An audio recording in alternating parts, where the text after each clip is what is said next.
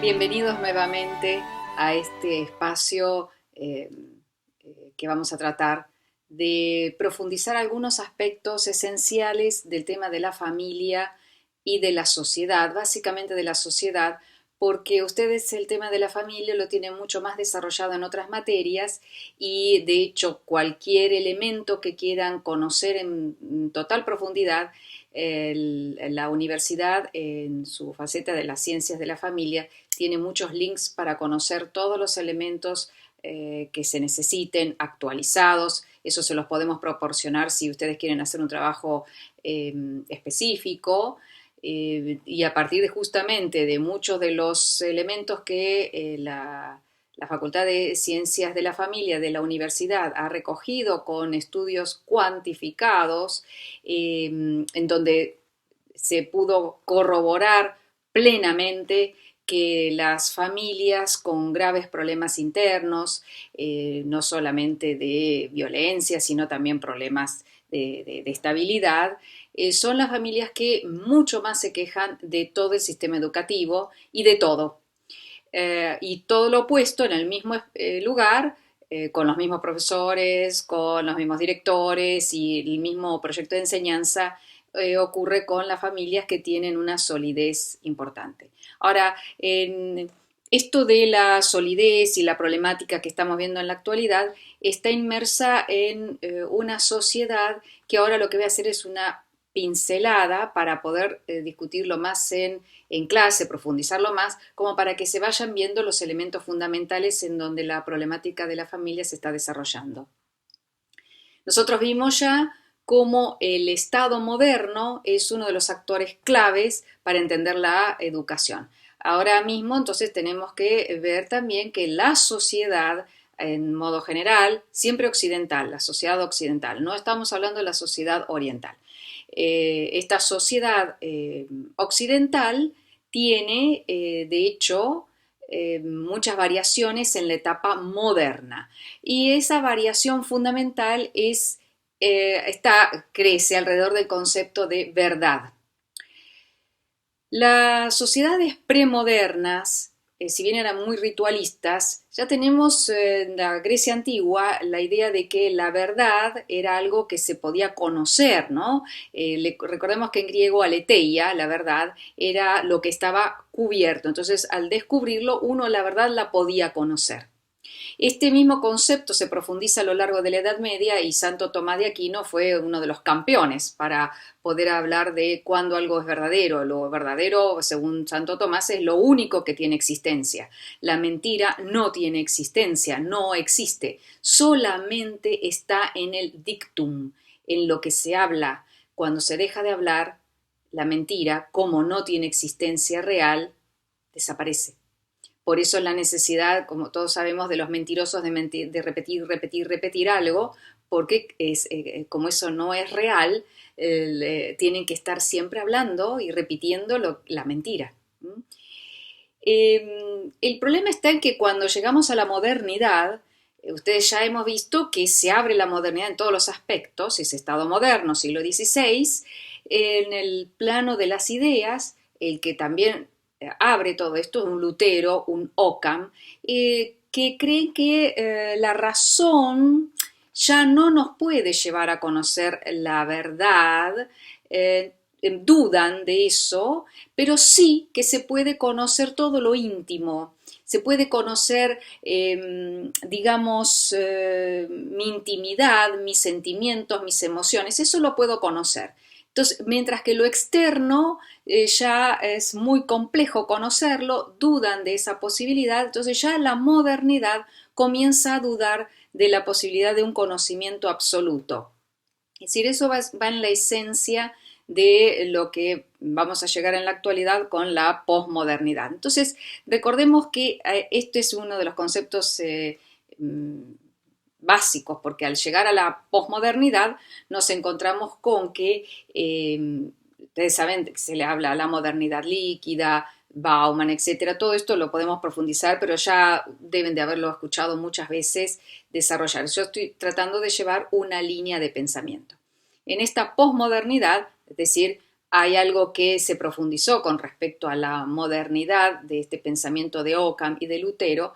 Esta posmodernidad ya prácticamente no reconoce que se pueda conocer algo externo al individuo, sino que es todo lo interno, muy similar a lo que te decíamos con Lutero, pero agrega el qué es entonces lo que tenemos, y a todo eso lo va a llamar cultural, es decir, que el hombre todo lo que está produciendo es algo cultural, y esta cultura se manifiesta a través de discursos. Por eso mismo es que en toda la posmodernidad ustedes van a ver en las literaturas que tengamos que se habla del discurso político, no de la política. Se habla del discurso religioso, del discurso económico, del discurso de los médicos, pero no de la medicina. Es decir, eso es como que fue quedando relegado, porque hablar de la medicina ya es hablar de una realidad que puedo conocer y es una realidad que existe fuera de mí. Esto está puesto en tela de juicio en toda la modernidad. Como saben, todos estos temas de la antropología, de la filosofía, que son temas que ustedes ya vieron y otras materias que ya vieron, es decir, que lo que vamos a hacer acá es seguir, como les decía, un hilo para ir enlazando todo con la educación y seguir reflexionando alrededor de esto. En este contexto, justamente, en este contexto de posmodernidad, justamente lo que de alguna forma se plantea es el individuo como auténticamente libre, auténticamente libre. Es más, esto a veces me hace recordar una canción que tienen los niños en Francia, que dice: libertad, libertad es la única verdad. Estamos siempre alrededor del tema de la libertad, de lo íntimo y de la verdad. Una verdad que entonces en el resto se va a cuestionar, pero parece que en lo íntimo no.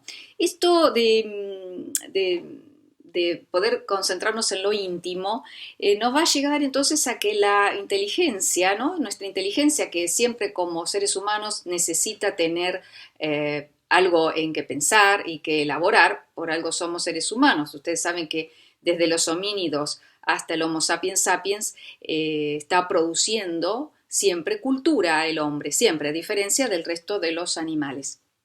Es decir, el chopper y el chopping tool ya se considera una cultura. Entonces, ¿cómo se va a alimentar a esta imaginación del hombre? Se la va a alimentar, ya si no se puede con la realidad, sí se va a poder con las fantasías, con los discursos.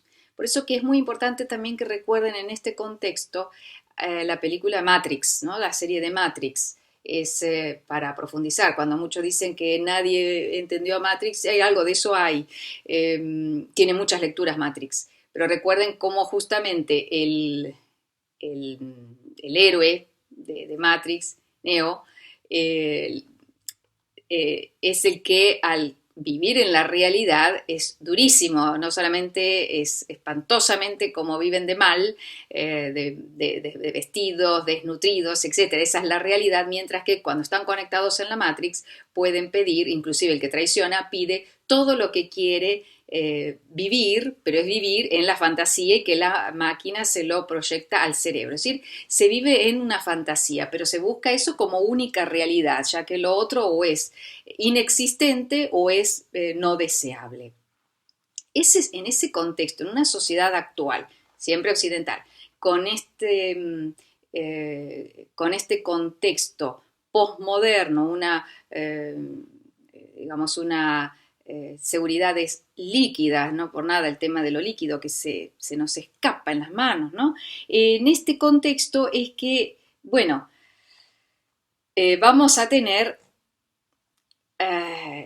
la visión de las instituciones como algo que están existiendo, pero que se les cuestiona su existencia. Por eso es que para los sociólogos las instituciones son como zombies hoy, porque si bien existen, ya casi nadie les cree, no se les cree a los políticos. Ustedes vieron cualquier película, los políticos son siempre corruptos, el Estado, obviamente ligado a los políticos, siempre mienten y buscan sus propios intereses. No se cree tampoco en otras instituciones de ningún tipo, tampoco, por supuesto, en la de la escuela.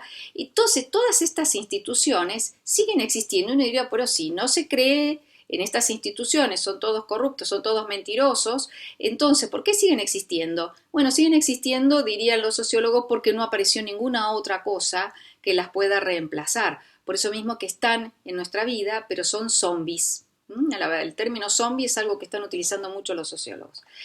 Así que en este ámbito es en donde tenemos la familia, que ha probado hasta el momento, ser la última trinchera, algunos dicen trinchera, baluarte, depende de cómo se lo quiera ver, que mantiene una identidad, que de alguna forma le ofrece a los individuos un lugar de pertenencia, ya que si no creo en la nación, no creo en el Estado, no creo en la patria, no creo en la iglesia, no creo en nada, todo eso sigue existiendo, pero no creo en nada.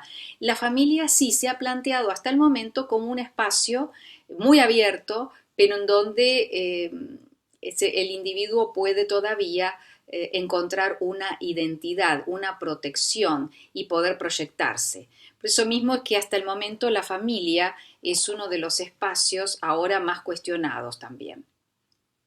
Es interesante en este caso que veamos cómo la familia, no ha estudiado muchísimo, la familia a lo largo de los últimos siglos preservó costumbres durante siglos. Por ejemplo, la sociedad japonesa, a donde tanto en Hiroshima como en Nagasaki, que son los pueblos eran los pueblos altamente católicos, que en el siglo XVI se había logrado una gran conversión.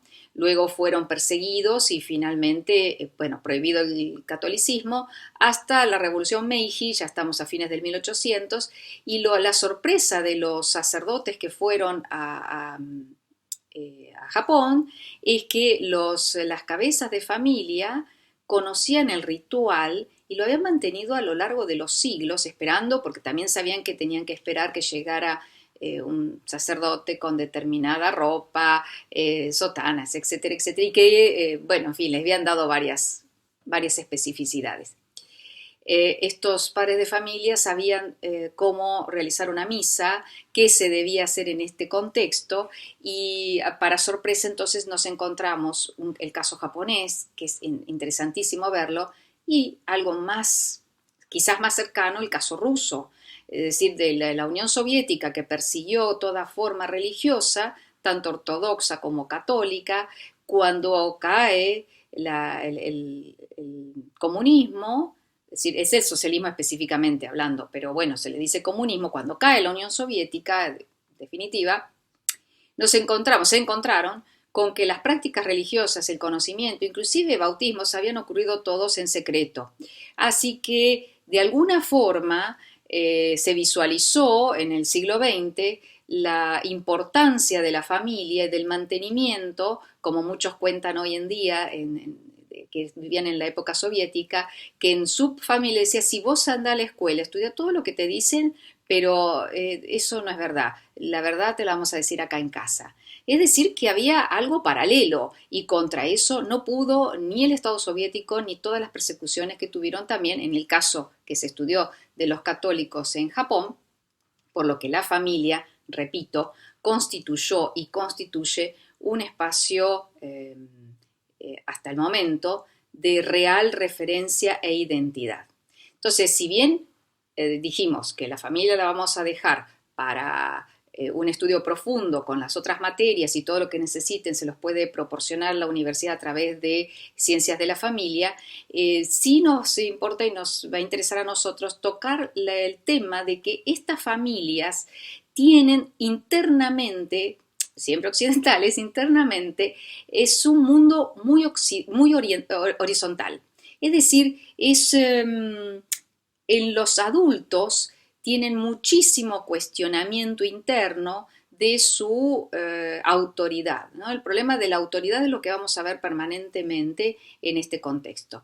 El cuestionamiento interno de los hijos a los padres, de la esposa al esposo, del esposo a la esposa, del esposo a los abuelos, a los suegros, en fin, todo el sistema de cuestionamiento en donde ya nadie tiene un rol prefijado, aunque se pretenden roles prefijados, este mundo de adultos que además se han infantilizado es lo que a nosotros nos importa. Tenemos jóvenes en una familia y adultos infantilizados. Es decir, estos adultos infantilizados son también los que le reclaman al sistema educativo determinadas reformas que en otros espacios, por ejemplo orientales, les causaría mucha gracia, y les causa mucha gracia. En este contexto es importante ver que estos adultos infantilizados son grandes consumistas y todo lo que estamos viendo en Occidente es un mundo, el mundo occidental, es un mundo dominado por el mercado. Por eso que luego tenemos que ir cerrando estos temas y profundizándolos con el rol del Banco Mundial. Un adulto infantilizado, ustedes es más consumista, es como un joven, habrán visto cómo en los últimos años se corrió la adolescencia, ¿no? Hasta hace unos 60 años, una persona que tenía 19 años ya se esperaba que tuviera un trabajo y se asentara cabeza. Si estaba estudiando, igual se esperaba que se casara y sentara cabeza. Y ya era un adulto. Hoy en día alguien de 19 años, nadie lo considera un adulto, es un niño todavía, no, es joven todavía. Y tiene 27 años y todos estamos diciendo 27, 28, 29. No, es joven todavía. Sí, es joven, pero lo hacemos muy infantilizado. Es decir, bueno, la familia la puede ir corriendo y así va pasando las décadas y ya desde la psicología tenemos que se ha corrido el nivel de adolescencia, era a los 30 años, hoy en día ya se está hablando de una adolescencia hasta los 40 años y ya se está prolongando. Y por supuesto, todos nosotros en la vida diaria, ¿cuántos adultos de más de 60 años ya hemos visto que se comportan como jóvenes, vistiéndose como jóvenes? Pero todo esto sí está fomentado desde el mercado, desde la propaganda, y estos adultos siempre quieren ser jóvenes y pelean los espacios con los jóvenes. En ese contexto, el joven que va al colegio también es un joven cuestionado porque tampoco tiene una meta donde ir, porque hay una eterna juventud. El adulto quiere ser eternamente joven y el joven no quiere que le peleen, porque sabe que el otro es un adulto, que le pelee en ese espacio. Y que en ese contexto se encuentra el joven con el profesor, al que si no tiene un verdadero conocimiento no lo va a ver como una autoridad y tiene a todos los demás adultos de su familia también cuestionándolos. En Argentina, esto es a nivel general, y en Argentina esto se profundiza por la enorme fragmentación social que se tiene desde los últimos 30 años. Esto también lo vamos a ver un poco más adelante en las próximas unidades, porque Argentina sufrió procesos de empobrecimiento muy grandes y esto ha fragmentado y empobrecido un gran sector de la población, haciendo que estas familias también tengan que recurrir a otro tipo de servicios educativos, pero a su vez el rol de autoridad también fue perdido fuertemente por todos ellos a la vista de los jóvenes. Y después, cuando veamos también los jóvenes y cómo construyen su subjetividad, en Argentina el quiebre es mayor que en otros espacios del propio Occidente. Es decir, que nuestra realidad es mucho más compleja al respecto que en otros países occidentales, inclusive que otros países hispanoamericanos. Nuestro país es mucho más complejo al respecto que lo que pasa en Uruguay o lo que puede pasar en Colombia. Por eso mismo que muchos estudios, cuando se dedican en la educación a hablar algo en general de los jóvenes, en Argentina hay que tener muchísimo cuidado porque no solamente los jóvenes del conurbano son diferentes a los jóvenes en otra provincia, sino en la misma provincia a pocos kilómetros. Pero todo esto tiene que ver con el problema del empobrecimiento y la enorme fragmentación que tiene Argentina. Cierro este video para ir profundizándolo luego en los encuentros que tengamos o en las charlas que tengamos con un texto que también se los he subido de Duvet y Martuchelli, En qué sociedad vivimos, y les voy a leer textualmente lo que ellos nos aclaran con respecto a la familia. La familia nos dice, el texto de Duvet y Martuchelli, En qué mundo vivimos, la familia, nos dice, ha sido siempre considerada como una institución fundamental porque cumple funciones antropológicas y sociológicas esenciales. Teje las alianzas entre los grupos a través de la distribución de las mujeres, define los roles sexuales, establece los lazos de filiación entre las generaciones, asegura la socialización primaria y se constituye en una unidad económica. Aprehendida desde un punto de vista tan abarcativo, la familia sigue siendo una institución, y el fuerte aumento de la cantidad de divorcios, de familias reconstituidas y de nacimientos fuera del matrimonio no afecta de ninguna manera la permanencia de las funciones familiares. El conjunto de las mutaciones que afectaron a la familia y la volvieron incierta no destruyeron todas sus características. La familia sigue siendo una alianza entre varias familias en el seno de cierta endogamia. Ella construye los lazos entre generaciones y se basa siempre sobre cierta separación de los roles conyugales. En otras palabras, no hubo un cambio total en la familia. ¿Qué se entiende por desinstitucionalización de la familia? Se trata, como en el caso de la escuela, de este amplio vuelco por el cual las conductas de los actores y su producción se definen en menor medida por su conformidad a reglas generales que por la construcción de experiencias propias combinando las pasiones y los intereses. Creo que justamente esto lo podemos charlar para profundizar, pero esto es la visión de la familia hasta hoy en día. Sigue siendo entonces un pilar, si quieren, un baluarte, una trinchera y la quinta esencia todavía de la sociedad occidental, sea como fuere. Muchas gracias.